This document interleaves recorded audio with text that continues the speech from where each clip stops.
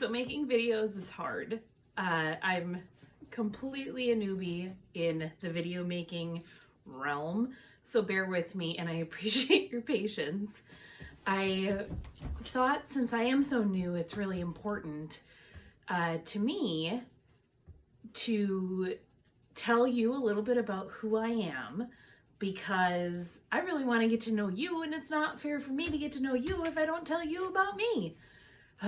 What to learn about me, first and foremost, is I'm pretty long-winded most of the time.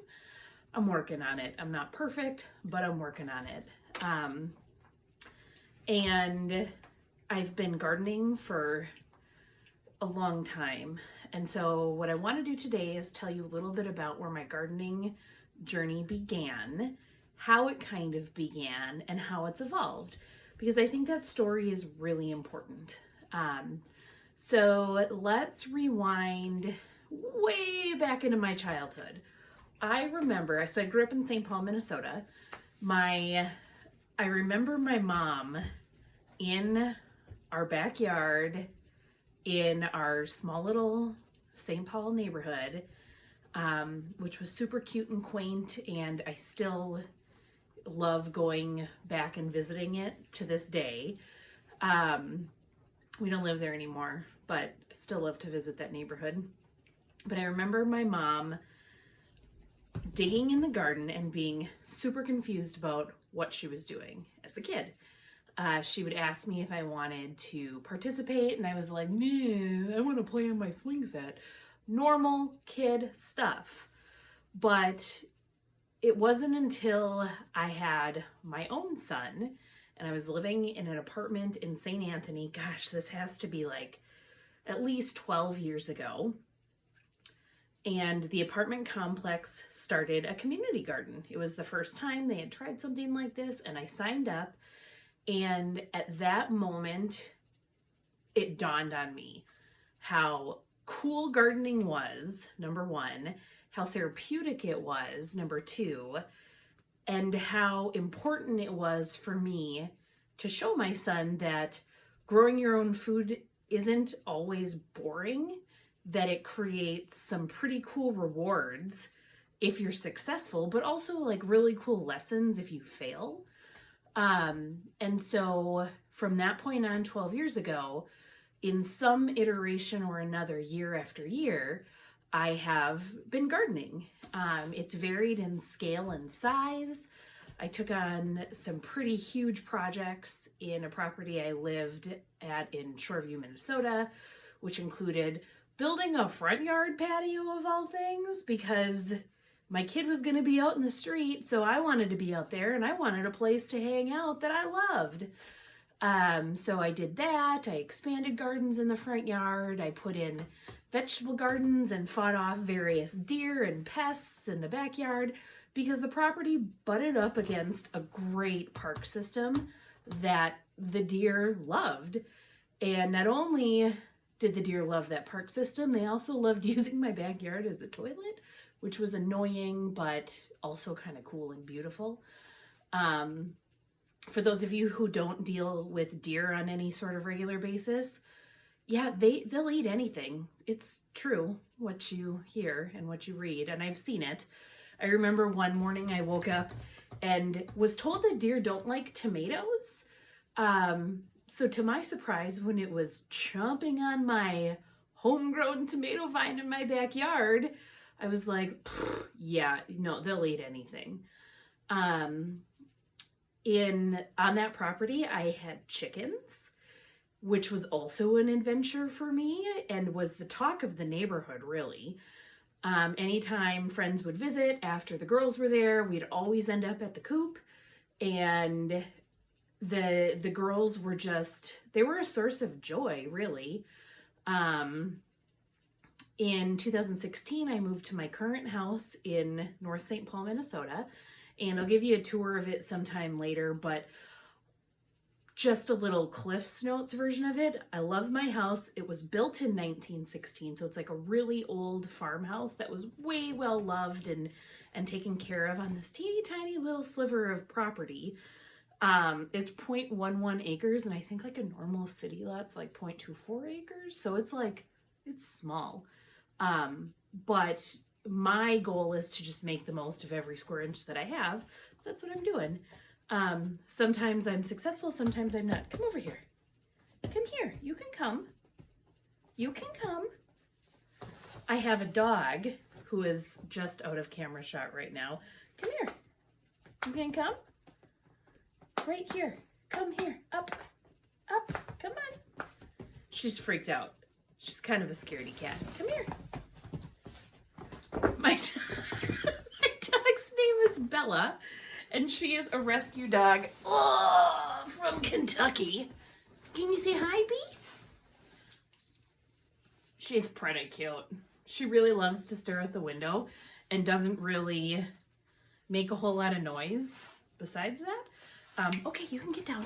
Come on. And what else about me? So I already alluded that I have a kiddo. His name is Timothy. Not huge on wanting to be on camera much, which is totally fine. And then I have a partner named Josh, and he is super supportive and very low-key and introvert. They say opposites attract, so like I'm kind of like this weird bubbly source of energy and personality, and Josh has his own source of energy and personality, but sometimes we're way more opposite, and I love that about him because he completely balances me out. And that's kind of all about me. I mean, I could go into the weeds, all things considered, but what I'm excited to do here on this channel is to show everyone, young and old, that being okay is freaking awesome. Like, it's really cool to be okay. And that gardening doesn't have to be these huge, pristine, gorgeous, glorious projects. It can be. And for those of you who have those amazing yards, I bow down to you. There's a few people that come to mind immediately, but you know who you are, and you are so talented and so skilled, and I love watching everything that you are doing. It is just, it's inspiring to me. But there are some who are like, in fact, I just had this message, I think it was yesterday, you know, it's cool and all, but I don't garden. And I challenge that because anyone can quote unquote garden. If you have a house plant, that requires dirt, which requires like, it makes growth. That's a garden, even if it's just in one tiny little container. There's really a space in this wide world of gardening for everyone. And again, being okay is awesome. So I hope that I can inspire some who have never tried gardening before to give it a shot. Others who get frustrated at gardening to kind of look at what they've done from a different lens, because even failures are awesome and celebratory, and we can laugh at them. We can laugh together even. Some things that I'm looking forward to doing are sharing okay bouquets. I look over the internet and see these glorious, wonderful, beautiful shots of people on their flower farms, which, gosh, if I had that space, I'd be right there next to you. I'd be trying at least. I'd probably fail, but I would totally be trying. But, you know, you can make a bouquet that's just okay, which is also still beautiful, and you don't need much. So I'm going to try and feature some okay bouquets. I'm looking forward to sharing some projects and some plans. I have like all of these grandiose ideas that I often try to attempt, and sometimes they work and sometimes they don't. So you can laugh with me, you can laugh at me if you want. I'll be okay with that. You can do your projects right alongside with me too, at home, at your garden, on your deck, on your patio, at your parents' house. Whatever you need to do to get your hands dirty, I support it 100%. So that's just a little bit about me and who I am and where I'm coming from. And I'm not the greatest tech person, so most of my videos will probably be raw. They'll be like rough cut shots. Maybe hopefully I'll get better along the way, but expect just okay, because that's kind of what I'm all about. I call that a win most days. And when you've got a teenager in a pandemic, okay really is awesome. Anyways, so yeah, I hope you can join me. I hope you can laugh with me. And if I end up crying, maybe it'll make you laugh, or you can cry along right side with me, whatever. But we get too caught up in this world of perfection, and it's just a world that I don't want to buy into. And I support everyone who's a perfectionist. I support everyone because that's what they need to do, and I love that, and I love that for them. For me, I just know that I can't do that. And that it's okay, which took me a long time to learn, but you know, that's life. So join me, and remember that being okay is awesome, and I look forward to seeing you in the next video.